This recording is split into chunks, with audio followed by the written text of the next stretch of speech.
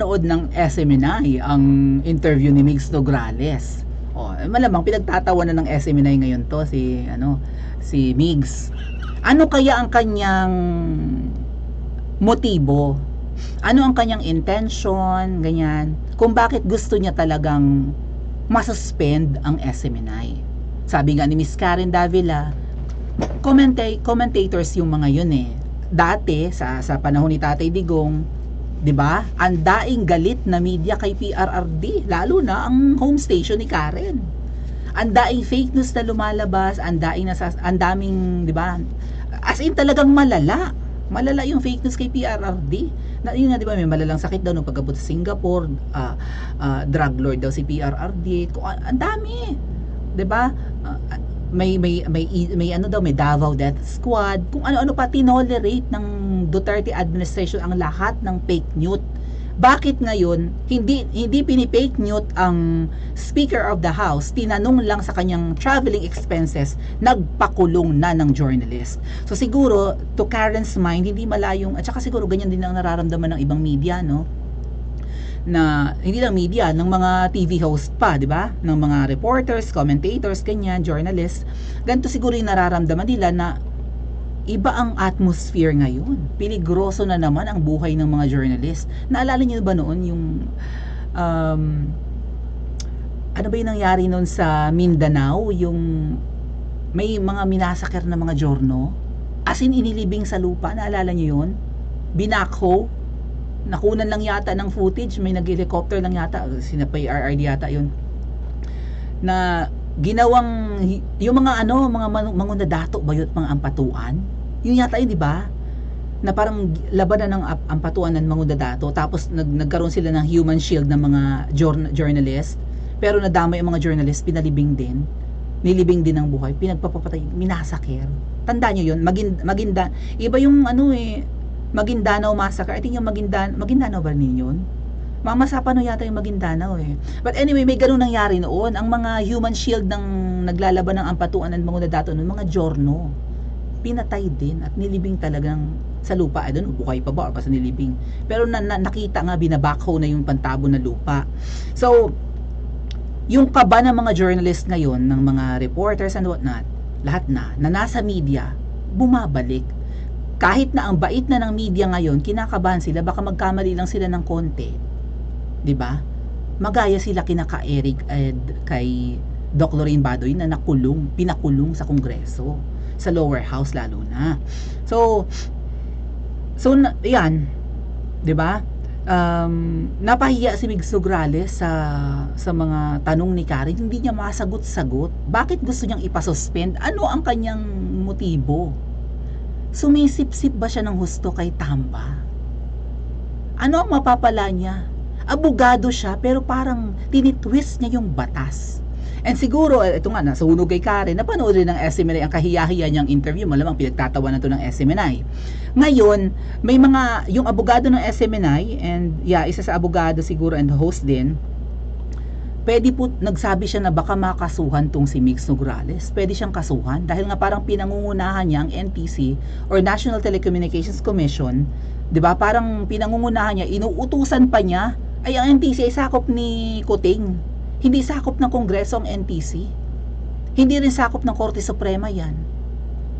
Kayang mag-decide, kayang mag-imbestiga ng NTC on their own kung dapat nilang tanggalan ng prangkisa, isuspindi at kung ano pa. Bakit niya pinangungunahan? Bakit niya tinuturuan? Bakit siya naghahari-harian or nagre-renahan? Abogada siya, imposibleng hindi niya naiintindihan ang separation of powers, 'di ba? Ang pagkakahiwalay ng ehekutibo ni Kuting at ng NTC na sakop na under kay Kuting. Ang pagkakahiwalay ng Korte Suprema at ang pagkakahiwalay ng mga senador at ng mga kongresistang yan. Wala silang pakialamanan, hindi nila dapat utusan ng isa't isa. Bakit niya inuutusan ng NTC isuspend ang ang mapapala mo, ma'am? Ito, pakinggan natin yung video. Hindi kasi nang copyright ang SMNI, hindi katulad ng Head Start ni Karen na pag-aari ng ABS-CBN, nang copyright yan, kaya hindi ko ma-play ang video sa inyo. But ang sagot po ng mga taga-SMNI pwede nating mapanood. Pakinig po tayo ng husto ha, medyo mahaba-haba pero cut na lang siguro natin. Okay? Ito po. Saan banda? So, ang ginawa niya, inorderan niya ang NTC na isuspend yung prangkisa muna. Opo. Ganon? Ganun. Bawal yun, ha? Bawal yun, ha? Hindi mo pwede gawin yun. Bakit? Explain ko kung bakit, ha? Una, ang NTC na ilalim ng eksekutibo, by virtue of the separation of powers, hindi yan kasama sa Kongreso. Ang trabaho ng Kongreso ay lawmaking lamang. Ang trabaho ng eksekutibo ay itong pag-execute ng batas. No? So, nandun yan. But in particular, ang NTC po ay may quasi-judicial powers. Parang west yan eh. Hindi mo pwede diktahan yan eh. Okay? Klaro po ba yan? Hindi mo pwede diktahan ang NTC. Maling-mali ang ginawa po kung ginawa yon. Maling-mali. No? Attorney. Yan po, pwede kayo imanda dyan ng anti-graft. Attorney, marami kasing tatanong doon sa Corporation Soul. Ano ba ang paliwanag ng Corporation Soul? Dahil baka may mga misconception dahil natanong ng isang congressman nung hearing, sole proprietor nabanggit doon imbis na Corporation Soul. Ano bang paliwanag dyan, Attorney? Well, magkaiba ang Corporation Soul. Ang Corporation Soul po, no? May isang tao. Normally, Chief Archbishop ang nakalagay. Yung head, no? Chief Archbishop or Bishop or Elder, basta siya ang pinaka-leader. Siya po ang nagpo-form ng Corporation Soul. Once formed ang Corporation Soul, kasi simple lang ang formation nun eh. Anong kailangan mo? Kailangan mo lang ng verified articles. Kailangan mo ng commission. At kailangan mo ng succession. Pag na-form yan, automatic. Ang head niyan ay trustee na. No? Siya po ang trustee ng temporalities. Yung mga assets, no? Ng korporasyon dito po sa Pilipinas. Formed na po 'yun.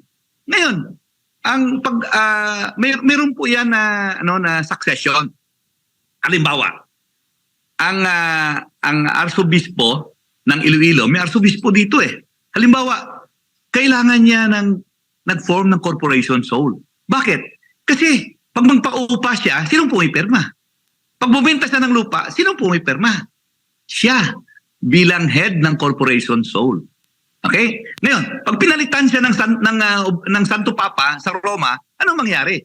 I-amendahan nila ang kanilang Articles of Incorporation, Articles of Incorporation ng Corporation Soul para i-reflect ang tama na arsobispo o ang kapalit.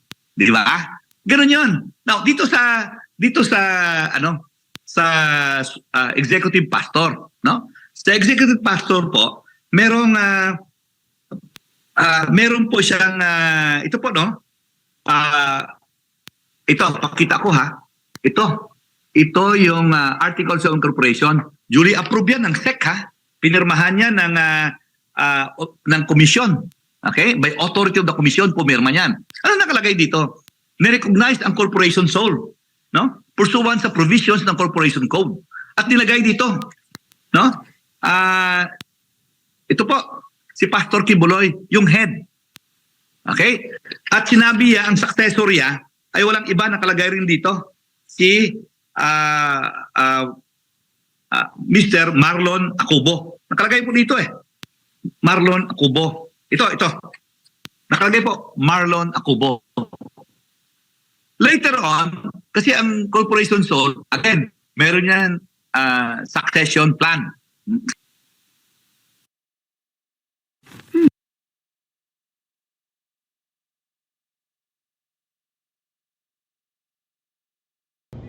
Wait lang po, may ads.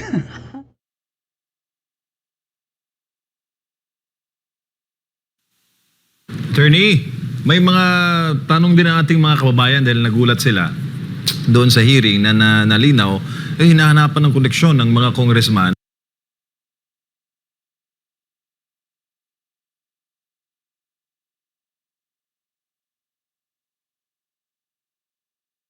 Prangkisa muna. Opo. Ganon? Bawal yun ha. Bawal yun ha. Hindi mo pwede gawin yun. Bakit? Explain ko kung bakit ha. Una, ang NTC na ilalim ng eksekutibo, by virtue of the separation of powers, hindi yan kasama sa Kongreso. Ang trabaho ng Kongreso ay lawmaking lamang. Ang trabaho ng eksekutibo ay itong pag-execute ng batas. No? So, nandun yan. But in particular, ang NTC po ay may quasi-judicial powers. Parang west yan eh. Hindi mo pwede diktahan yan eh. Okay? Klaro po ba yan? Hindi mo pwede diktahan ang NTC. Maling-mali ang ginawa po kung ginawa yon. Maling-mali. No? Attorney. Yan po, pwede kayo imanda dyan ng anti-graft. O, yun, narinig nyo ha, pwedeng i-demanda si Migs Nograles ng anti-graft and practices law something. O, anti-graft and corrupt practices, ayun. O, ay, inuutusan mo ang NTC na isuspend ang license, hindi mo sakop ang NTC, may quasi-judicial power or function sila. Kaya ka napapahiya kay Karen kasi hindi mo, alam mo naman siguro ang batas pero gusto mong i-twist ang batas. Alam mo naman yung separation of powers. Well, ano po kaya ang gagawin ng SMNI dito mga ate at kuya? Ano sa tingin nyo? Sasampahan kaya nila ng kaso to para magimbal naman tong isang si Nograles o i-ignore na lang nila? Or matakot na rin kaya ito kahit hindi masampahan ng kaso? Ano sa tingin nyo? Pa-comment nga po sa comment section at mag-like and subscribe din po kayo.